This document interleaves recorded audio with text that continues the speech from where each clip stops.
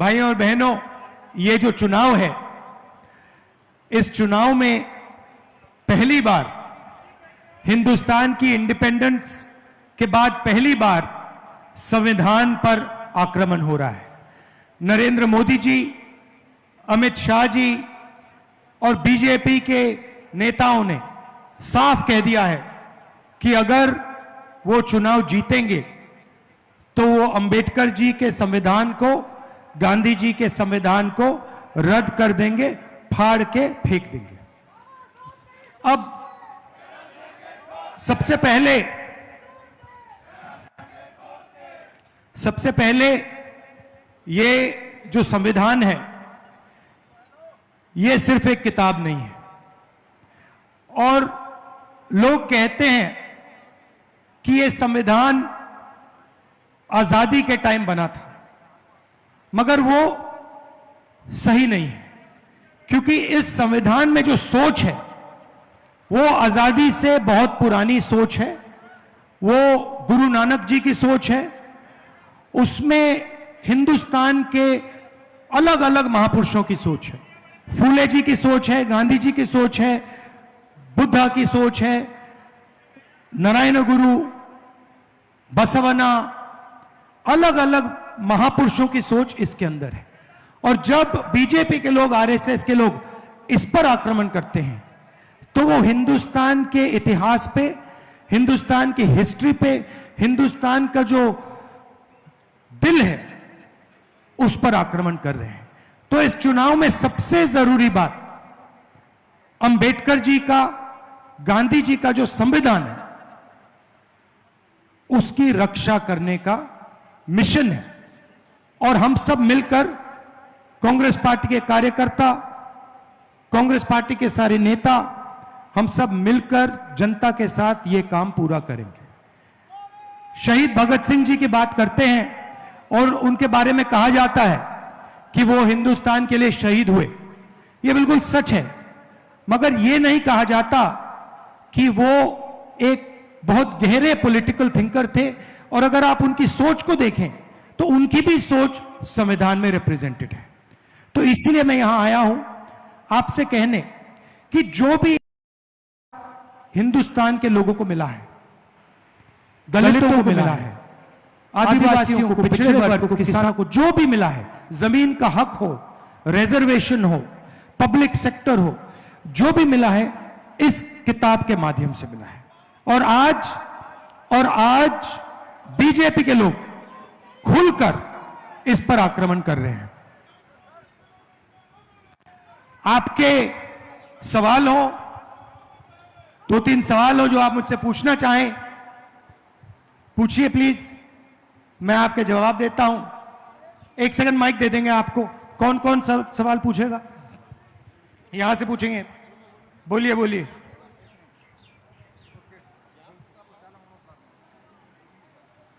अब बोलो, पूछो पूछो। वाहेगुरु दा खालसा, वाहेगुरु दी फतेह। बेनती ये है भी तुसी असी ਤੁਹਾਨੂੰ ਕਾਮਯਾਬ ਬਣਾਵਾਂਗੇ। ਨਰੇਗਾ ਵਾਲੀਆਂ ਬੀਬੀਆਂ ਦੀ 400 ਰੁਪਈਆ ਦਿਹਾੜੀ ਹੋਣੀ ਚਾਹੀਦੀ ਆ। ਬੱਚੇ ਸਾਡੇ ਭੁੱਖੇ ਮਰਦੇ ਆ, ਉਹਨਾਂ ਨੂੰ ਨੌਕਰੀਆਂ ਦਿਵੋ। ਉਹਨਾਂ ਦੇ ਬੱਚਿਆਂ ਦੀ ਜ਼ਿੰਦਗੀ ਜ਼ਿਆਦਾ ਖਰਾਬ ਹੋਈ ਹੋ। ਨਸ਼ੇ ਤੁਸੀਂ ਬੰਦ कराओ। देखिए, थोड़ी थोड़ी मैं पंजाबी समझ जाता हूं तो कोशिश करता हूं। हमने मैनिफेस्टो में लिखा है कि नरेंद्र मोदी जी ने 22 लोगों के लिए सरकार चलाई है, अरबपति बनाने का काम किया है।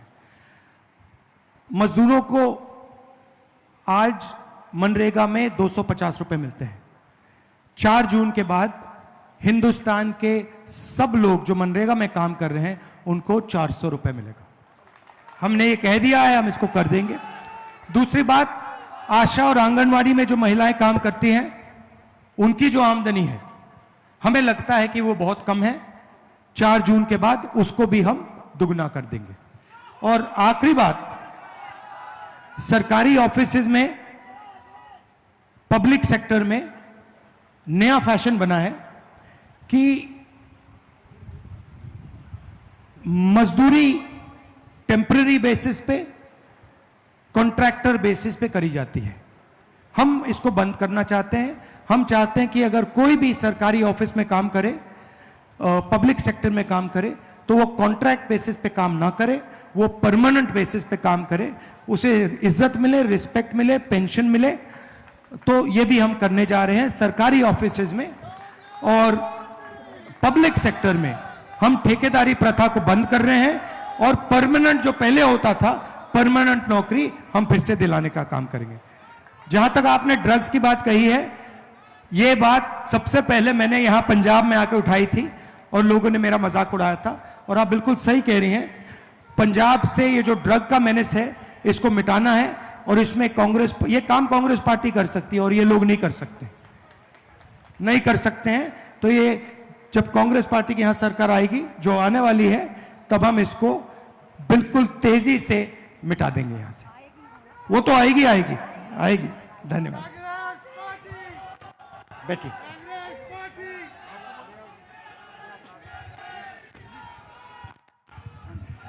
मैं ਗਿਆਨਚੰਦ ਇੱਕ ਆਮ ਆਦਮੀ ਆ। ਮੈਂ ਲੱਕੜ ਦਾ ਕੰਮ ਕਰਦਾ ਸੀ, ਅੱਜ ਤੋਂ 10 ਸਾਲ ਪਹਿਲਾਂ ਬਹੁਤ ਵਧੀਆ ਕੰਮ ਚੱਲਦਾ ਸੀ। ਅੱਜ ਹਾਲਾਤ ਇਹ ਹੋ ਗਏ ਕਿ ਸਾਰੇ ਅਸੀਂ ਘਰ ਦੇ ਰੋਟੀਆਂ ਆਵਾਜ਼ਾਰ ਹੋ ਗਏ। ਮੇਰੇ ਖਿਆਲ ਆ ਕਿ ਮੇਰੇ ਵਰਗੇ ਤੁਹਾਡੇ ਵੀ ਬਹੁਤ ਸਾਰੇ ਬੱਚੇ ਆ ਜਿਹੜੇ ਘਰਾਂ 'ਚ ਡਿਗਰੀਆਂ ਕਰਕੇ ਬੈਠੇ ਆ, ਕੋਈ MBA, ਕੋਈ BCA, ਕੋਈ ਕੁਝ ਕਰਕੇ ਬੈਠਾ, ਕਿਸੇ ਨੂੰ ਕੋਈ ਕੰਮ ਨਹੀਂ, ਕੋਈ ਐਸਾ ਇਲਾਕੇ 'ਚ ਫੈਕਟਰੀ ਨਹੀਂ। ਬਹੁਤ ਲੋਕ ਦੁਖੀ ਆ। ਮਹਿੰਗਾਈ ਇੰਨੀ ਹੋ ਗਈ, ਜਿਹੜਾ ਸਿਲੰਡਰ 350 ਦਾ ਸੀ ਅੱਜ 1200 ਦਾ ਹੋ ਗਿਆ। ਹੁਣ ਮੋਦੀ ਸਾਹਿਬ ਨੇ ਸਾਰਾ 100 ਰੁਪਈਆ ਘਟਾ ਕੇ ਮੈਨੂੰ ਲੱਗਦਾ 1500 ਦਾ ਫਿਰ ਕਰਨੇ ਨੂੰ ਫਿਰਦਾ। ਤੁਸੀਂ ਬਿਲਕੁਲ ਮੋਦੀ ਨੂੰ ਵੋਟ ਨਹੀਂ ਪਾਣੀ। ਵੋਟ ਸਾਡੇ ਆ ਪ੍ਰਧਾਨ ਮੰਤਰੀ ਦੇ ਜਿਹੜੇ ਹੱਕਦਾਰ ਆ, ਇਹਨਾਂ ਨੂੰ ਵੋਟ ਦਿਓ ਤਾਂ ਕਿ ਇਹਨਾਂ ਨੂੰ ਵੋਟ ਪ੍ਰਧਾਨ ਮੰਤਰੀ ਬਣਾਈਏ, ਤਾਂ ਕਿ ਅਸੀਂ ਆਪਣੇ ਹੱਕ ਲਈਏ। ये आपने जो बोला, ये आपने बिल्कुल सही बोला है कि नरेंद्र मोदी जी ने हिंदुस्तान की अर्थव्यवस्था को रोक दिया है और जो छोटे बिजनेस वाले हैं, स्मॉल मीडियम बिजनेस वाले हैं, हाथ से जो काम करते हैं, उनको सबको खत्म कर दिया है। 2-3 तरीके से किया है। सबसे पहले उन्होंने पूरा का पूरा सपोर्ट अदानी जैसे लोगों को दिया है। अब अदानी जैसे लोग जो हैं, जब ये इनको पैसा देते हैं तो ये पैसा हिंदुस्तान में खर्च नहीं करते हैं। ये पैसा अमेरिका में जाके, जापान में जाके, दुबई में जाके ये लोग खर्च करते हैं। तो इससे हिंदुस्तान की अर्थव्यवस्था को फायदा नहीं होता। पहली बात यह है। दूसरी बात, नरेंद्र मोदी जी ने छोटे व्यापारियों को मारने के लिए गलत GST और नोटबंदी की। मीडिया कहता है कि नोटबंदी और GST से देश को फायदा हुआ है, मगर सच्चाई यह है और पूरा हिंदुस्तान जानता है कि नोटबंदी और GST ने हिंदुस्तान का नुकसान किया और खासतौर से जो छोटे बिजनेसेस हैं उनको खत्म किया। अब देश में रोजगार छोटे बिजनेसेस देते हैं। अंबानी जी देश को रोजगार नहीं देते, अदानी जी रोजगार नहीं देते। तो मैं आपको अपनी सोच के बारे में बताना चाहता हूं। हमारा प्लान क्या है? सबसे पहले किसानों को हम गारंटीड कानूनी मिनिमम सपोर्ट प्राइस दे रहे हैं, तो और उनका कर्जा माफ करने जा रहे हैं।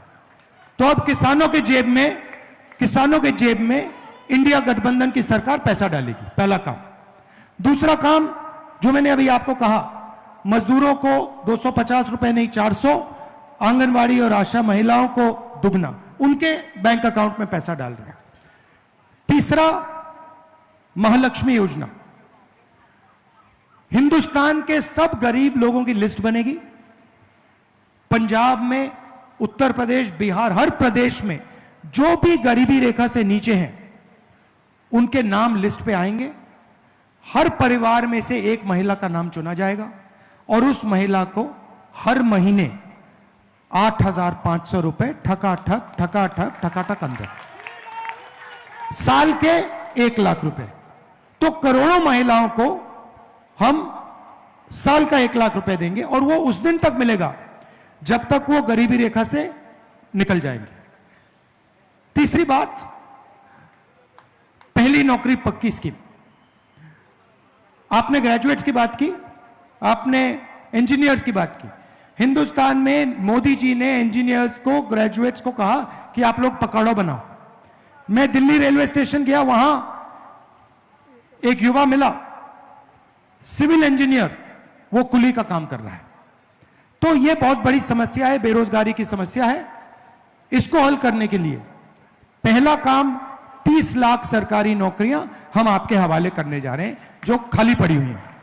दूसरा काम, पहली नौकरी पक्की, 1 साल की नौकरी पब्लिक सेक्टर में, प्राइवेट सेक्टर में, BHEL, HAL जैसे कंपनीज में, इंडियन ऑयल में, हिंदुस्तान पेट्रोलियम में, सरकारी ऑफिसेज, सरकारी यूनिवर्सिटीज, सरकारी कॉलेजेस, सरकारी अस्पतालों में ये नौकरियां मिलेंगी।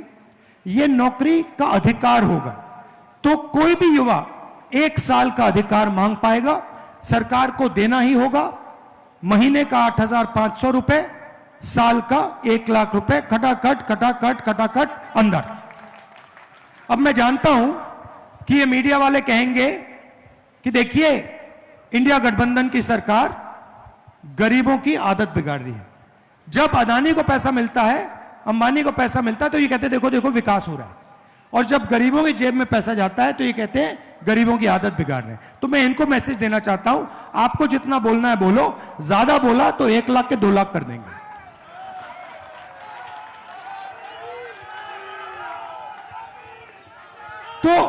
तो हमारा आइडिया क्या है, जो नरेंद्र मोदी जी ने आपके जेब से निकाला, गलत GST लगाकर, नोटबंदी, अदानी की मदद करके, किसान का जो बिल लाए, जो आपने उनके जेब से निकाला पिछले 10 साल, वो हम आपके जेब में डालना चाहते हैं। अब ये मत सोचिए कि हम सिर्फ आपके जेब में पैसा डालना चाहते हैं। हमारा एक और लक्ष्य, छुपा हुआ लक्ष्य, हम क्या करना चाहते हैं, जैसे उन्होंने अदानी जी को पैसा दिया, अदानी जी ने इसको विदेश में खर्च किया, हम आपके जेब में पैसा डालना चाहते हैं, क्योंकि हम जानते हैं कि आप इस पैसे को यहीं खर्च करोगे, गांव में खर्च करोगे, शहरों में खर्च करोगे, हिंदुस्तान में खर्च करोगे। जैसे ही आप ये पैसा खर्च करना शुरू करोगे, कैसे खर्च करोगे, कोई शर्ट खरीदेगा, पैंट, जूते, camera, mobile phone, motorcycle, scooter, ये चीजें खरीदोगे। जैसे ही आप ये चीजें खरीदना शुरू करोगे, इन सारे के सारे प्रोडक्ट्स का डिमांड बढ़ेगा। जैसे डिमांड बढ़ेगा, फैक्ट्रियां इन चीजों को बनाना शुरू कर देंगी, और उन्हीं फैक्ट्रियों में जिन लोगों की आप बात कर रहे हो, जो अनएम्प्लॉयड ग्रेजुएट्स हैं, उनको रोजगार मिलना शुरू हो जाएगा। तो हमारी सोच है कि हम हिंदुस्तान की इकोनॉमी को जंप स्टार्ट करें। जैसे गाड़ी में, मोटरसाइकिल में पेट्रोल डाला जाता है, उसके बाद चाबी घुमाई जाती है। अब नरेंद्र मोदी क्या कर रहे हैं, पेट्रोल निकाल दिया गाड़ी से, आपके जेब में से पेट्रोल निकाल दिया, सबके जेब में से पेट्रोल निकाल दिया, और वहां बैठे चाबी घुमा रहे हैं, कुछ हो ही नहीं रहा है, गाड़ी स्टार्ट ही नहीं हो रही। तो इसीलिए हम आपके जेब में पैसा डाल रहे हैं, और हम लाखों करोड़ रुपए डालेंगे, किसानों को देंगे, मजदूरों को देंगे, छोटे व्यापारियों को देंगे, युवाओं को देंगे, महिलाओं को देंगे। उसके बाद जैसे ही हम चाबी घुमाएंगे, गड़गड़ गड़गड़ गड़ स्टार्ट हो जाएगा, खटाखट खटाखट खटाखट इंजन स्टार्ट हो जाएगा। और उससे पहले फटाफट फटाफट फटाफट नरेंद्र मोदी को आउट कीजिए। तो ये हमारी सोच है, ये हमारी सोच है, और इससे पूरे देश के लोगों को फायदा होगा, अर्थव्यवस्था फिर से चालू होगी, और रोजगार युवाओं को मिलना शुरू हो जाएगा।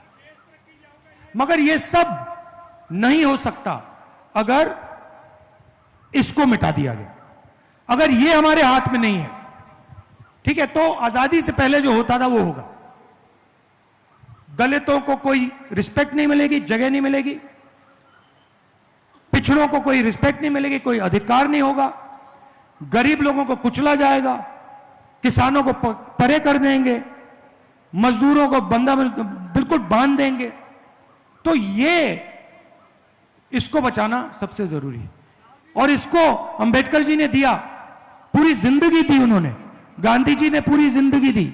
हमारी जो आजादी की लड़ाई थी, उसको आप आजादी की लड़ाई कह सकते हो, मगर सचमुच में वो संविधान की लड़ाई थी, इसके लिए वो लड़ाई लड़ी गई थी।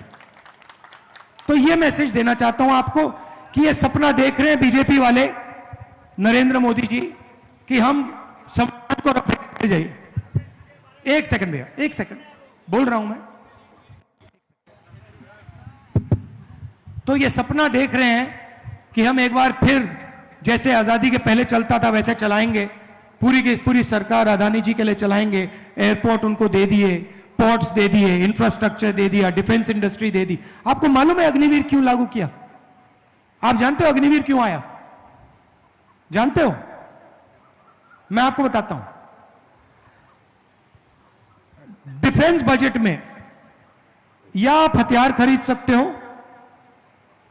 या फिर आप जवानों की देखभाल कर सकते हो। नरेंद्र मोदी जी ने अदानी जी को डिफेंस इंडस्ट्री के सारे कॉन्ट्रैक्ट्स पकड़ा दिए। आप इंटरनेट पे जाइए, पहले हिंदुस्तान की जो राइफल थी वो इंडियन ऑर्डिनेंस फैक्ट्री बनाती थी, कारतूस जो थे इंडियन ऑर्डिनेंस फैक्ट्री बनाती थी, हवाई जहाज HAL बनाता था। आज अगर आप जाएंगे अदानी डिफेंस को देखिए, इंटरनेट पे जाइए, अदानी डिफेंस टाइप कीजिए, अदानी डिफेंस हिंदुस्तान की राइफल बनाएगा, सारे कारतूस बनाएगा, सारे शेल्स बनाएगा, सारे फील्ड गन्स बनाएगा, ड्रोन बनाएगा, हवाई जहाज बनाएगा, सारा का सारा अदानी डिफेंस बनाएगा। पूरी की पूरी डिफेंस इंडस्ट्री अदानी जी को पकड़ा दी है, इन लोगों को पकड़ा दी है, पब्लिक सेक्टर को परे कर दिया है। और फिर कहते हैं कि हम 2 तरीके के जवान बनाना चाहते हैं। मतलब पहली बार हिंदुस्तान की हिस्ट्री में ये 3 कानून लाए किसान वाले, इन्होंने, इनकी कोशिश थी किसानों को मजदूर बना दो। अब इन्होंने नई चीज की है, अग्निवीर योजना में जवानों को मजदूर बना दिया है। सही बात है ना, कि आप आओ, आप यहां 3 साल काम करो, उसके बाद जूता मार के आपको बाहर भगा देंगे। 2 तरीके के जवान होंगे, एक अमीर घर का बेटा होगा, एक अमीर घर का बेटा होगा, उसे पेंशन मिलेगी, उसे कैंटीन मिलेगी, अगर वो शहीद होता है तो उसको शहीद का दर्जा मिलेगा, कॉम्पनसेशन मिलेगी, परिवार की पूरी रक्षा होगी और उसको फुल ट्रेनिंग मिलेगी। और गरीब घर के बेटे को कहते हैं कि भैया आपको 6 महीने की ट्रेनिंग देंगे, चाइना के सामने खड़ा कर देंगे, चाइना के जो सैनिक है उनको 5 साल की ट्रेनिंग होगी, आप उनसे लड़ोगे, आपकी 6 महीने की ट्रेनिंग, उनकी 5 साल की ट्रेनिंग, नतीजा सबको मालूम है। और जब आप शहीद हो गए तो हम आपको ना शहीद का दर्जा देंगे, ना कॉम्पनसेशन देंगे, ना आपकी फैमिली की रक्षा करेंगे। तो 2 तरीके के शहीद बना दिए हैं, एक अमीर घर का बेटा है, दूसरा गरीब। और गरीब वाले से कह रहे हैं कि भैया आपको 3-4 साल बाद निकाल देंगे, पेंशन नहीं देंगे, शहीद का दर्जा नहीं देंगे। ये हमारे लिए एक्सेप्टेबल ही नहीं है। ये सेना का अपमान है, देशभक्तों का अपमान है, आर्मी का अपमान है, इसको हम एक्सेप्ट नहीं करेंगे। जैसे ही हमारी सरकार आएगी पहला काम होगा अग्निवीर योजना को फाड़ के कूड़ेदान में फेंक देंगे। हमें 2 तरीके के शहीद नहीं चाहिए, हमें सिर्फ एक तरीके का शहीद चाहिए जिसकी रिस्पेक्ट हो। शहीद भगत सिंह जी जैसे, उनकी रिस्पेक्ट है, सब लोग इज्जत देते हैं। यहां पे अभी म्यूजियम बनाया, स्टैचू बनाई, स्मारक बनाया, हर शहीद की ऐसी इज्जत होनी चाहिए।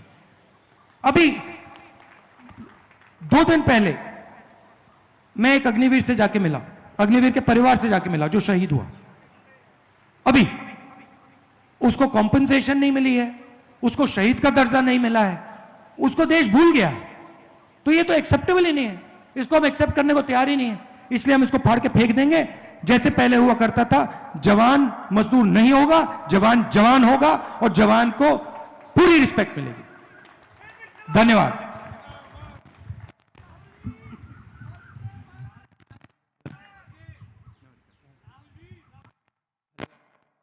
अब बोलता हूं।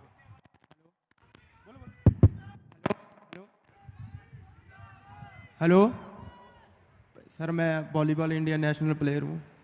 ਹਾਂਜੀ, ਤੇ ਪੰਜਾਬ ਦੇ ਵਿੱਚ ਬਹੁਤ ਨਸ਼ਾ ਵੱਧ ਗਿਆ ਹੈ ਤੇ ਨੌਕਰੀ ਵੀ ਨਹੀਂ ਮਿਲਦੀ ਪਈ, ਤੇ ਪੰਜਾਬ ਨੂੰ 골ਡ ਸਿਲਵਰ ਸਭ ਕੁਝ ਦੇਖ ਲਿਆ ਦਵਾ ਕੇ, ਤੇ ਸਰਕਾਰ ਨਹੀਂ ਕੁਝ ਕਰ ਰਹੀ। ਤੇ 23 ਈਅਰ ਮੇਰੀ 올ਡ ਈਅਰਸ ਹੋ ਗਿਆ, ਤੇ ਬਾਕੀ ਸਕੂਲ ਵਾਲੇ ਤੇ ਕਾਲਜ ਵਾਲੇ ਵਜ਼ੀਫਾ ਕੋਈ ਨਹੀਂ ਦੇ ਰਹੇ, ਤੇ ਬਸ ਇਹੀ ਧੱਕਾ ਚੱਲ ਰਿਹਾ ਪੂਰਾ, ਤੇ ਲੜ ਰਹੇ ਆ ਪੰਜਾਬ ਦੇ ਨਾਲ। ਪੂਰਾ ਮੈਡਲ ਵੀ ਦਿਵਾ ਰਹੇ ਆ, ਆਲ ਇੰਡੀਆ ਨੈਸ਼ਨਲ ਸਭ ਖੇਡ ਲਏ ਆ, ਤੇ ਮੈਡਲ ਵੀ ਹੈਗੇ ਆਪਣੇ ਕੋਲ, ਤੇ ਬਟ ਫਿਰ ਵੀ ਇੱਥੇ ਰੋਲ ਰਹੇ ਆ ਸੜਕਾਂ ਦੇ ਆਚ। अच्छा लगा आपसे। तो इसी चीज को हम सॉल्व करना चाहते हैं, इसीलिए हम पहली नौकरी पक्की स्कीम ला रहे हैं, 30 लाख युवाओं को रोजगार देने का काम कर रहे हैं। और आपके जेब में हम पैसा डालकर अर्थव्यवस्था को चालू करने की कोशिश कर रहे हैं। आपने रिजर्वेशन की बात उठाई।